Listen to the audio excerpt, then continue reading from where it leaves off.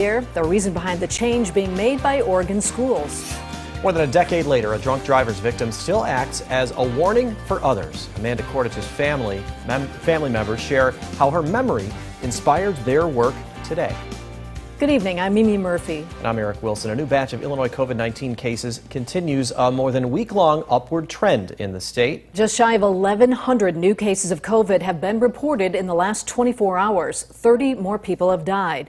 In all, the state has seen almost 174,000 cases of coronavirus and nearly 7,500 deaths.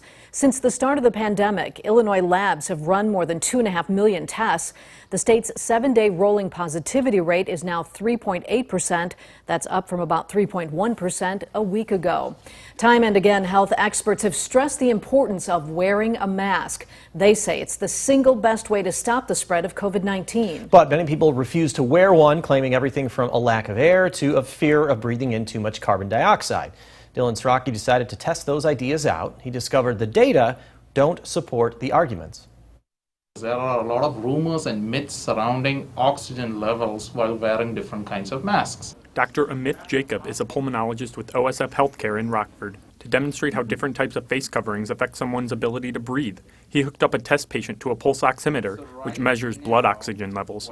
Dr. Jacob says healthy adults should have a blood oxygen level between 95 and 100%.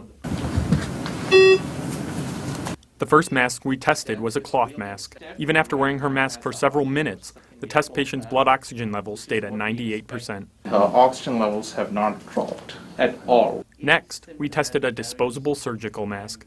Again, she showed healthy blood oxygen levels. We wear these masks, the surgical masks, throughout the day in the office. Surgeons wear these during prolonged surgical surgeries, and I have not heard of a surgeon who has passed out yet because the oxygen levels were low.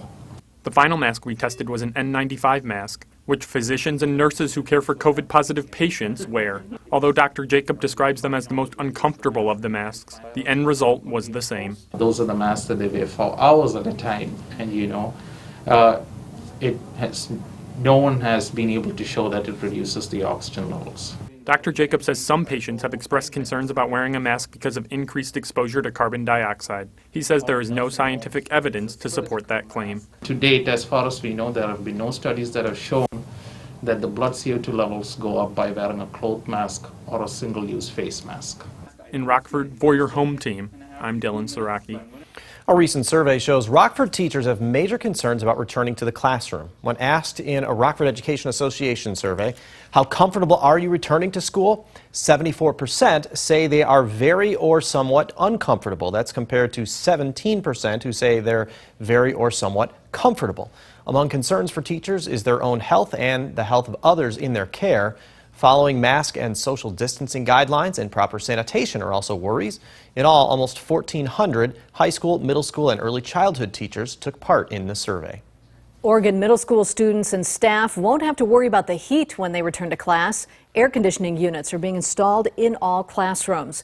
The Oregon School District will use federal CARES Act money to pay for the AC units. On their return, students will be back on a split schedule. Elementary kids will be in class from about 8 a.m. until 1 p.m. Middle and high school students will attend between 10 a.m. and 3 p.m. That was done to help provide us some flexibility in terms of busing, keeping our numbers low, and then additional time for cleaning in the buildings.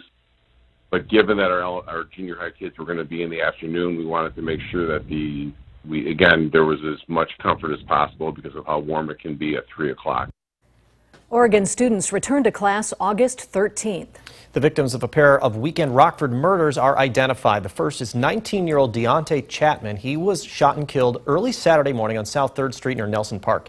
Investigators say someone in a dark-colored SUV opened fire on a large group of people. Chapman and an 18-year-old were hit. Both were taken to the hospital. Chapman died. The other teen survived. No word on a suspect or possible motive. 33-year-old Christopher Lerma was gunned down Sunday afternoon. This shooting happened around 1 on Blackstone Avenue near Auburn and North Central. Officers found Lerma lying next to his car. He was taken to the hospital but died.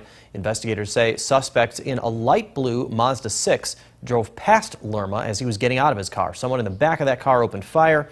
If you have any information on either of these cases, call Rockford Police or Crime Stoppers.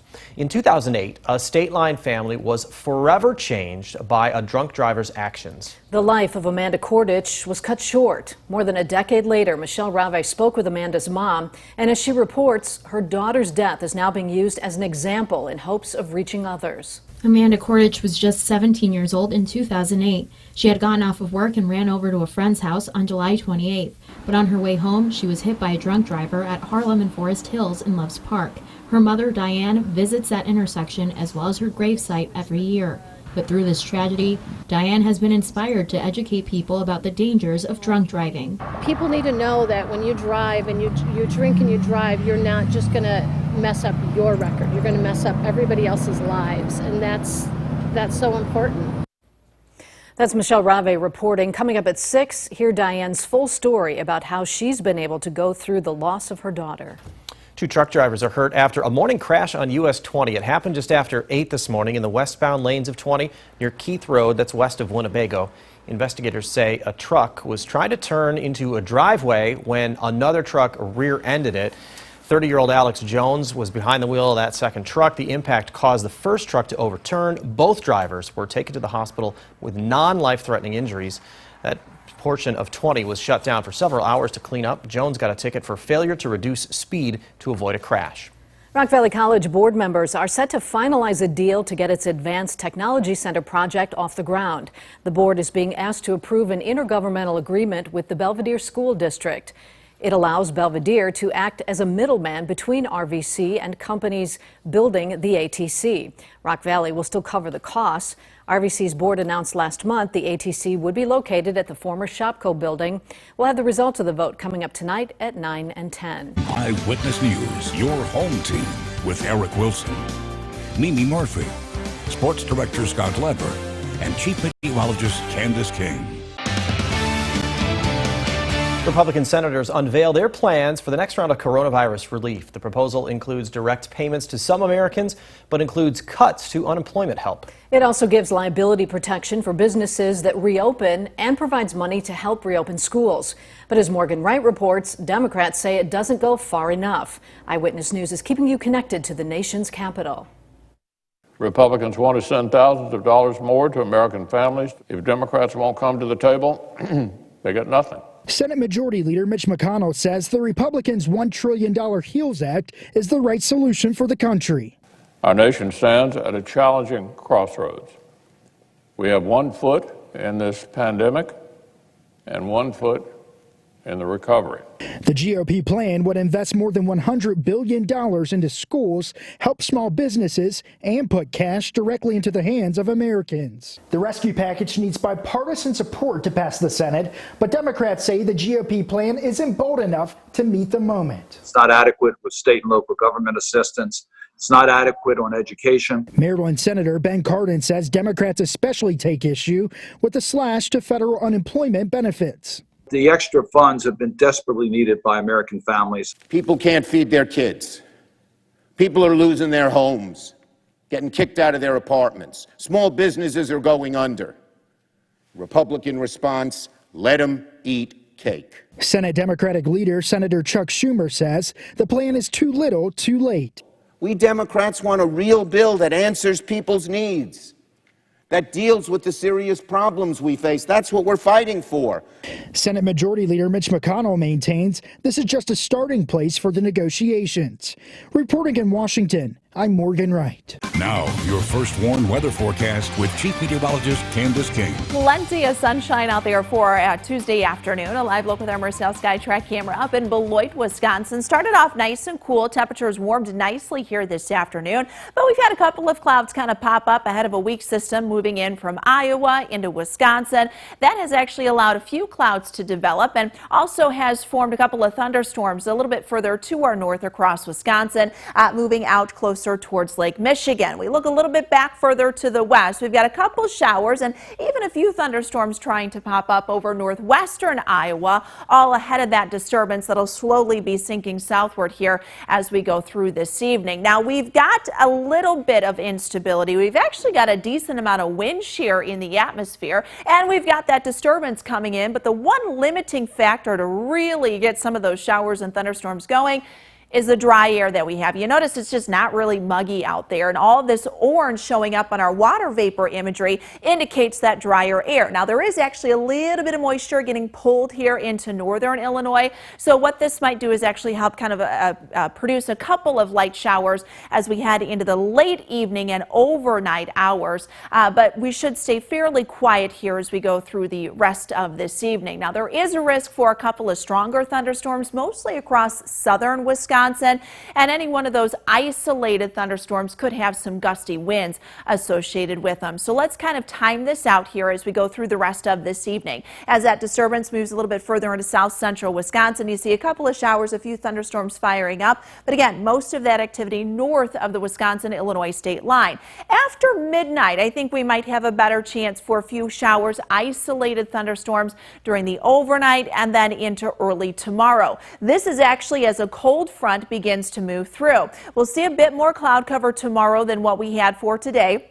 Temperatures should still be able to make it into the lower 80s. You notice the coverage of any rain is going to be very, very scattered during the overnight and then into tomorrow. So the rain chance really only in about 20, maybe 25%, and that's pretty much it. As we go into the afternoon, the best place to see some of those thunderstorms will likely be a little bit further to our south. We'll keep the cloud cover around on Tuesday. Couple of showers with a system passing to our south, but no real major system on the horizon to really give us any significant measurable rainfall here over the next few days. 83 in Belvedere, 85 in Rockford, 83 in Freeport, 84 right now in Dixon, and that's the same temperature our weather watcher Bob here is checking in with this evening in Rockford, and a current dew point number of 62. Tonight will actually be a warmer night because we'll see a bit more cloud cover, down to 67 degrees. Partly cloudy here this evening. Most of our evening is going to stay dry. Look for a couple of showers to work in after about midnight, up to 84 for tomorrow afternoon. We then get this cooler pattern that sets up kind of the split flow in the jet stream. We're under this northwesterly flow across the Midwest and the Great Lakes as the heat builds off to our west. Well, with this type of pattern, it keeps all of that active weather a little bit more to our south. So the greatest threat for any significant measurable rainfall will fall south of the immediate state line. And even though we've got a couple chances showing up here on the 7-day forecast, again, most of this is going to remain very, very isolated. And note the temperatures too, a bit more comfortable, lower 80s for the beginning of August. Now, the Napleton Sports Desk with Sports Director Scott Leber. Well, football is out for this fall at Rockford University. The Northern Athletics Collegiate Conference has decided to postpone all conference regular season competitions and championship events in all sports through the end of this year. Football instead will move to the spring, although all the details haven't been finalized yet. During the fall, teams will still be allowed to meet for conditioning, skill work, and team building activities. But the news of the season not going off as scheduled is a disappointment for Regions football coach J.T. Zimmerman and his team. I know that they were really excited, and before they left in the spring, they were extremely motivated, doing a great job in the weight room, and we were excited to take a big step forward this fall. But I think at the end of the day, they made the decision that they had to make, and it's for the best interest of our kids. So the plan is to play ball in the spring, and are you okay with that? Yeah, I mean, if it's safe, we want to play. Once they made this announcement that we're moving to the spring, our conference put together a couple committees to decide what that's going to look like. So they're working hard on that right now. Well, over the next 3 days, the Bears will be reporting to Lake Forest for testing. Once they're cleared, they'll have 3 weeks of conditioning before putting on the pads. The Bears' first padded practice won't be until August 17th. Now, Hallis Hall looks like a cross between a football facility and a government security building with all the safety protocols that are in place. The Bears provided a tour of some of the changes on their website and on social media. Everything is touchless, including the initial entryway into the building. There are thermal temperature sensors to take the players' temperatures. There are proximity tracking devices that show who was in the building, who they came into contact with, and for how long. The players' lounge has been turned into an extra locker room to allow for spacing, and all the meeting rooms have been set up to allow for distancing. Despite these safety measures, defensive tackle Eddie Goldman still doesn't feel safe enough to report to the Bears, so he is opting out of the season. That hurts the Bears when it comes to stuffing the run up front. His absence makes the free agent signing of John Jenkins all the more important. The White Sox playing 2 in Cleveland today. The Indians lead game 1 4-2 in the 7th inning.